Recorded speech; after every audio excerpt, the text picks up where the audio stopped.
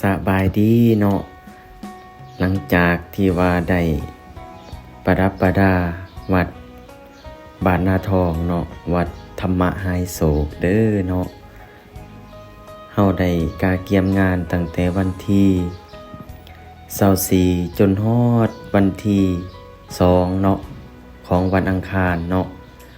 เดือน4ก็ถือว่าสำเร็จเป็นที่เรียบร้อยเนาะซึ่งเฮาได้จัดบุญพระเวทสันตราสาดกเนาะประจำปีขึ้นเนาะแล้วก็มีงานเทราพิเศษกหดทรงของครูบาเองเนาะซึ่งเฮาได้เตรียมงานก็ถือว่าสำเร็จเสร็จสิ้นเป็นที่เรียบร้อยแล้วเนาะจะเอาบรรยากาศมาให้ทุกท่านได้เบิ่งว่าเฮาเกียมงานฮอดไสแล้วเนาะก็ถือว่าเวียกงานของเฮาก็ถือว่าสำเร็จเป็นที่เรียบร้อยเนาะก็ขอขอบใจเนาะเพื่อนสหธรรมิตรที่ได้เสียสละเวลาเนาะมาช่วยจนว่าสำเร็จเป็นที่เรียบร้อยเนาะก็คือพระอาจารย์แสนสวรรค์เนาะแก้ววีระวงศ์วัดนาเราไต่เนาะเป็นลูกศิษย์ลูกหาของพระอาจารย์ใหญ่บุญวิไลเด้อเนาะเพิ่นได้มาช่วยเวียกก็ถือว่าขออนุโมทนาบุญนำเด้อเนาะขะน้อยเนาะก็ขอขอบมุกขอบใจนำพระอาจารย์ซันนี่เนาะวัดนาเรากลางที่ได้เสียสละเวลามาช่วยก็ถือว่าเวียกก็ถือว่าสำเร็จเป็นที่เรียบร้อยเนาะแล้วก็พระอาจารย์หัตถ์ไพวันเนาะวัดโพนมีไต่เนาะแล้วก็พระอาจารย์วิไลวงศ์เนาะที่ได้มาช่วยเนาะซึ่งจะบรรยากาศมาให้ทุกท่านได้เบิ่งเด้อเนาะว่าบุญปีนี้ก็ถือว่าได้ก็ถือว่ามีความสวยสดงดงามสำใดเนาะซึ่งจะบรรยากาศมาให้ทุกท่านได้เบิ่งเนาะยามค่อยค่ำลงแรงเด้อแดดก็ถือว่าบ่ร้อนปานใดเนาะเฮาได้ปรับเปลี่ยนมาเฮ็ดตอนแรงซึ่งว่าเวียกก็ถือว่าแล้วเป็นที่เรียบร้อยเนาะเพิ่นว่าวัดจะดีมีหลักฐานเพราะบ้านสวยบ้านจะสวยเพราะมีวัดดัดนิสัยวัดกับบ้านบ้านกับวัดผัดกันไปก็อวยไส้ถ้าขัดกันไปก็จะบรรลัยทั้งสองทางเนาะวัดจะดีจะงามขึ้นอยู่กับผู้ดุผู้มันเนาะวัดจะสะอาดงามตาก็ขึ้นกับพ่อแม่ครูบาอาจารย์เนาะนำพาออกตนญาติโยมเนาะเฮ็ดแนวใดวัดของเฮาจะมีความสวยสดงดงามเนาะก็ขึ้นอยู่ที่ผู้นำเนาะผู้นำเป็นจังไดเนาะผู้ตามก็จะเป็นแบบนั้นเนาะซึ่งจะเอาบรรยากาศมาให้ทุกท่านได้เบิ่งเด้อเนาะ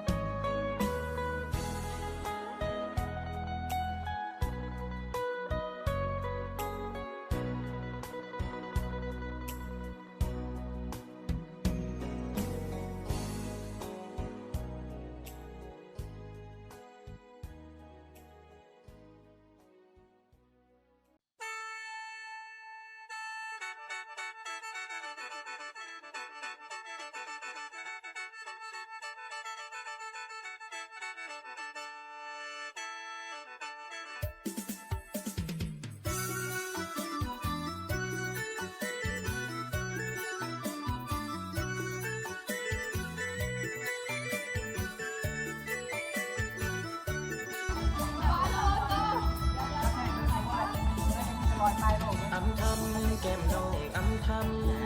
ำฝนบ่ห้วยห้วยห้ำจังแม่นเว้นแม่นกรรมหน้าอายแม่นหน้าทงคนงาม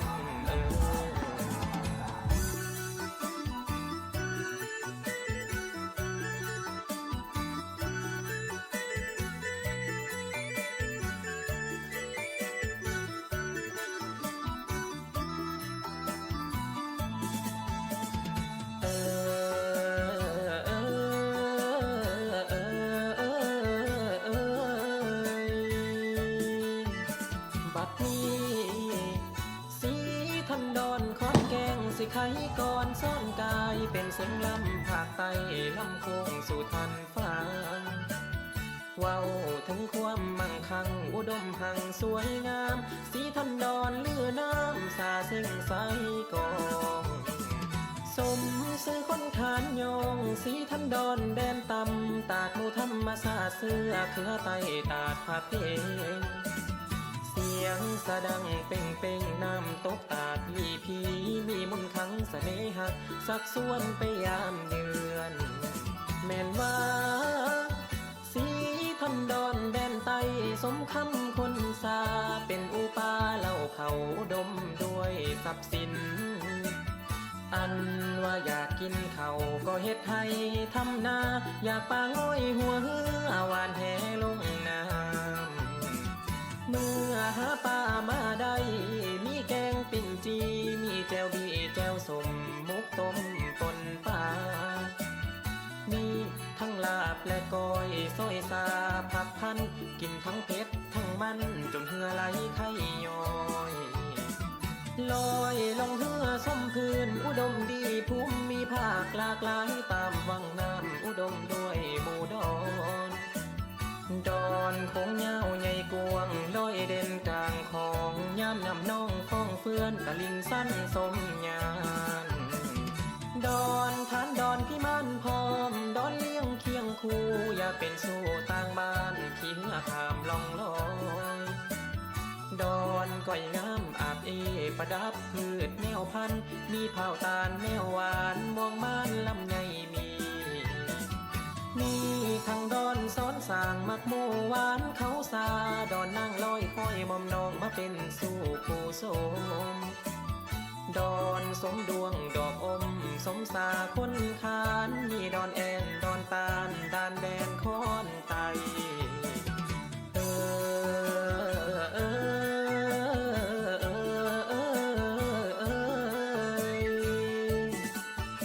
แม่นว่าทายคำแล้งลงคอยราตรีการเดือนแจ่มแม่นเพียนเดือนเคลื่อนฟ้านับผ้าแจ้งแจ่มใสอายเบาคักเคลื่อนย้ายเป่าปีสีซอเสียงออแอประสานแค้นเกี่ยวสาว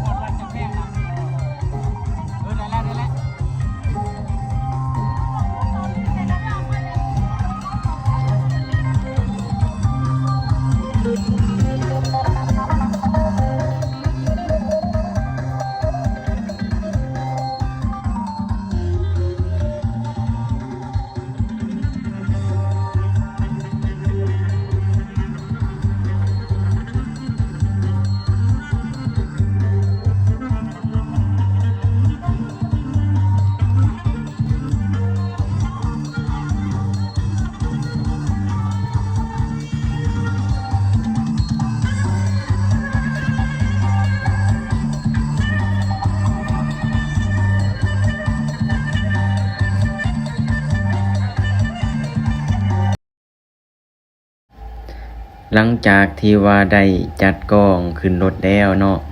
ตอนนี้กำลังจะแห่กองเข้าไปวัดเด้อเนาะซึ่งไปชมบรรยากาศที่ออกต้นญาติโยมพ่อโยมแม่เนาะทั้งบ้านไก่และบ้านไก่ได้มาร่วมงานเทราพิเศษกในครั้งนี้เนาะซึ่งบรรยากาศจะมีความม่วนซื่นสำหรับเนาะไปเบิ่งบรรยากาศกันเด้อเนาะกาขอบมกขอบใจมายังออกต้นญาติโยมเบิดทุกท่านทุกคนเนาะที่เสียสละเวลาอันมีคุณค่านี้มาร่วมงานเทราพิเศษกของอาตมาภาพเนาะก็ขออวยไส้อวยพรให้ศรัทธาออกต้นญาติโยมเบิดทุกท่านทุกคนจงมีอายุวรรณะสุขภาละปราศจากโรคภัยไข้เจ็บคิดอันใดก็ขอให้มาหาอันใดก็ขอให้ได้สมความมุ่งมั่นปรารถนาเด้อนอนหลับก็ขอให้ออกต้นญาติโยมสดชื่นนอนตื่นก็ขอให้ออกต้นญาติโยมสดใสแม่นว่าหลับตาไปก็ขอให้สุขใจตื่นขึ้นมามือใหม่ขอให้โชคดีร่ำรวยเบิดทุกทานทุกคนด้วยเถิด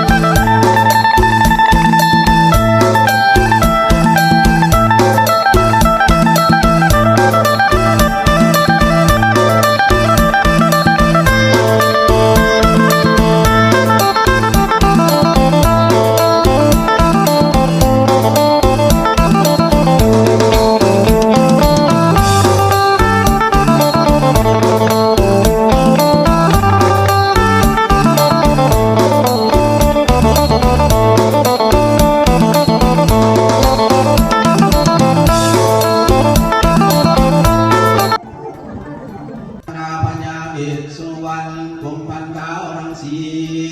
รู้แจ้งที่สงสารกับปัญญาศิลปมานตวนเรียบโลกขอให้ผูกขน้อยเจ้าภาพเจ้ามลสักการและญาติพี่น้องที่มาล้นกันโยรามาเขตที่นี้ยงพร้อมกันมีไสยาโสไสยาบงและในตูคำบูเสกดาราพร้อมด้วยลูกหลานอาเอ่ยน้องหมดทุกคนได้คนป่วยหาของเทราพิเศษรวมมูลค่าหลายบ่เป็นน้อยบ่ได้มีใจเลี้ยงคอยมาหัวยกใส่หัวน้อมนมาทานทอดใจเลี้ยงปอดใส่นี้ขอให้นางธรณีเจ้าจำจื้อหมายซื้อไว้ทุกอันนายกุพันทั้งสีทุกที่พร้อมอินผมขอให้มาโมทนาน้อมคนทานยุทรงนั่นแด่ก่อคาเธอสาธุ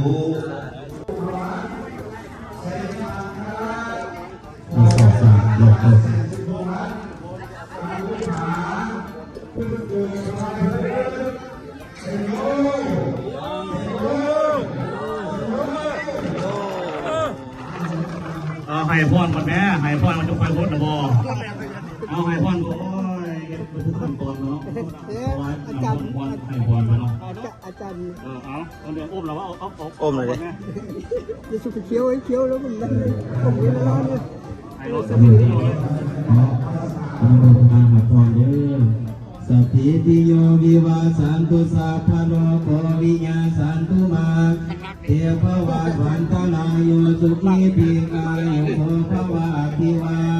คณสีนิสานิจังบุตตาปัญญาอิโนจัตตาโลธรรมาวาทันที่อายุวันโนสุขังภา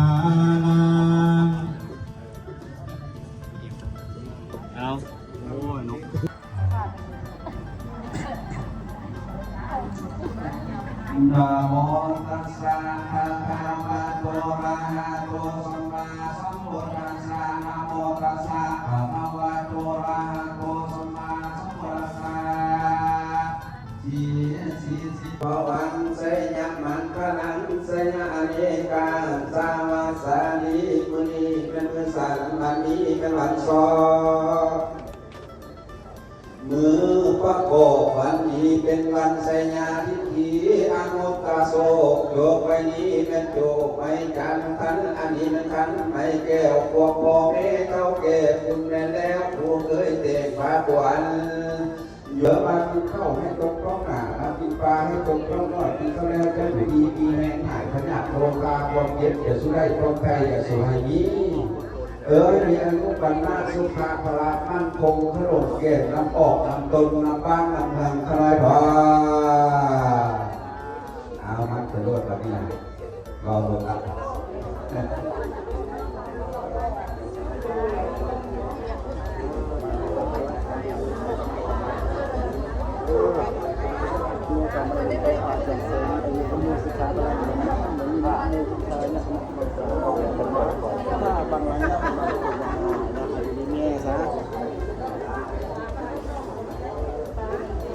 เอาไฟตั้งแต่ยืดไปทางไหนไม่ออกร่างกายเราสบายอาการก็มัดต้องออกมาตุ่มเด้อมัดต้องออกมาตุ่มแน่เอาเรื่องนี้แหละ หลังจากบาสีสู่ขวัญแล้วเนาะมัดแขนแล้วกะ